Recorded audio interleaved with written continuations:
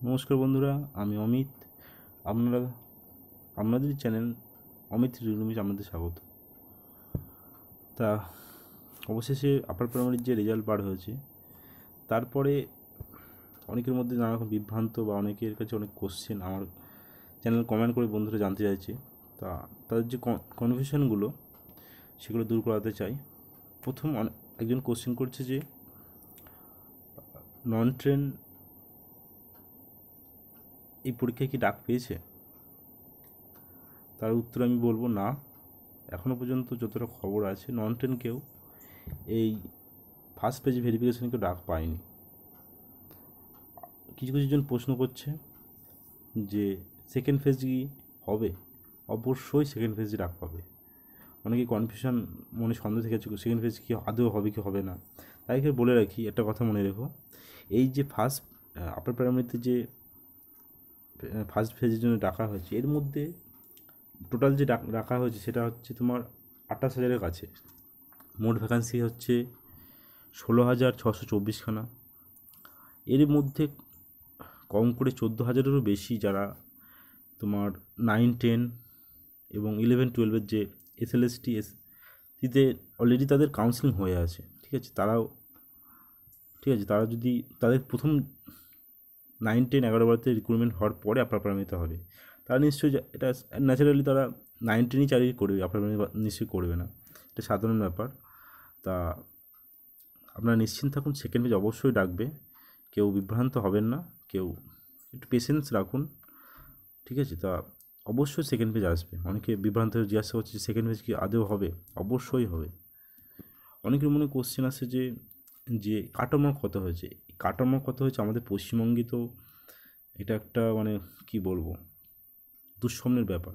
পরীক্ষা দিয়ে সঠিক তথ্য অন্যান্য রাজ্যে যেরকম PDF ফাইল অলরেডি ওরা ডাউনলোড দেয় যে কত কাটা মার্ক হয়েছে বা কতজন পরীক্ষার্থী পাস করেছে, আমাদের এখানে সেটা জানা স্বপ্নের ব্যাপার। সত্যি কথা বলতে এখনও পর্যন্ত কত কাটা মার্ক এসেছে সেটা আমরা তো সঠিক তথ্য এখনও জানতে পারিনি। তবে একটা এক্স্যাক্ট যতটা আমরা জেনেছি বা রিসার্চ করে যতটা ভাবনা চিন্তা করে জানতে পেরেছি, আইডিয়া করা যাচ্ছে যে মোটামুটি 82 82.8 সামথিং এরকম উপরে গেছে। এবার অনেকে বলবে আমি তো এতেও ডাক পাইনি, হয়তো সেটা জানি না।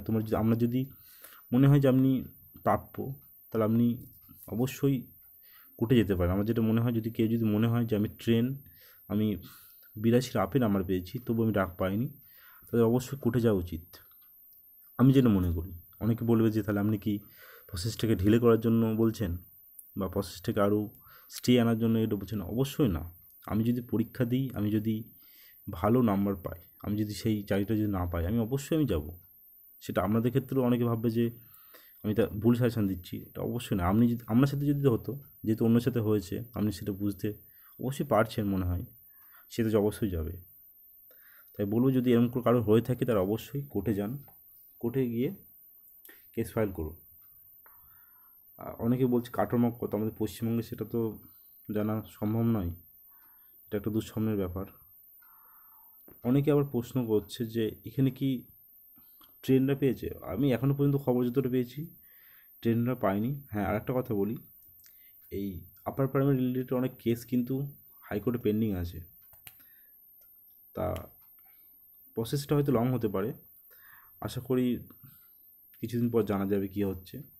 দুটো কেস খুবই ভাইটাল আছে, 2016-তে হয়েছিল আর 2014-তে ইন সার্ভিস একটা কেস আছে। তো দেখা যাক কী হয়। প্রসেস যেহেতু আস্তে আস্তে যাচ্ছে, মোটামুটি মনে হচ্ছে লোকসভা ভোটের আগে হওয়ার চান্স, রিক্রুটমেন্ট কমপ্লিট হওয়ার চান্স আছে।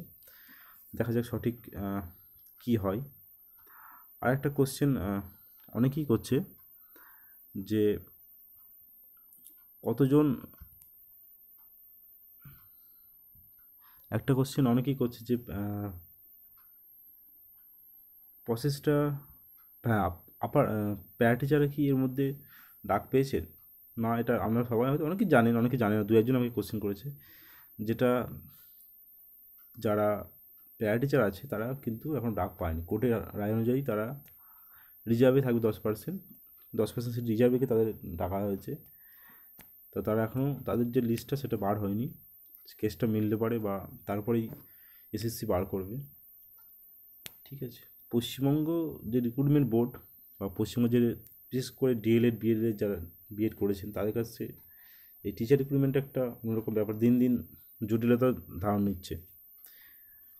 তা আপনারা প্রিপারেশান চালিয়ে যান, নানান পরীক্ষা আবার সামনে আবার আসবে, ধৈর্য ধরুন, দেখা যাক কী হয়। ওকে, আর যারা ফার্স্ট পেজে ডাক পেয়েছেন তাদের জন্য যে খবরটা জানাতে চাই, জুন মাসের শেষ নাগাদ আমাদের ডেট ফিক্সড হবে, মানে এক এক করে ডেটের সিরিয়ালটা আসবে, আপনারা প্রিপারেশান নিতে থাকেন। ঠিক আছে, যারা ডাক পাননি তারা হতাশ হবেন না, সেকেন্ড পেজ অবশ্যই আসবে। আবারও বলছি, আর আমাদের চ্যানেলে এডুকেশন অথেন্টিক নিউজ অর্থাৎ সঠিক নিউজ, অনেক চ্যানেল আছে যারা অথেন্টিক নিউজ দেয় না, আমি দায়িত্বের সঙ্গে বলছি, সঠিক খবর পাওয়ার জন্য আমার চ্যানেলটা অবশ্যই সাবস্ক্রাইব করুন, চ্যানেলের সাথে যুক্ত থাকুন। সঠিক খবর দিয়ে আমাদের একমাত্র লক্ষ্য, বিভ্রান্ত হবেন না।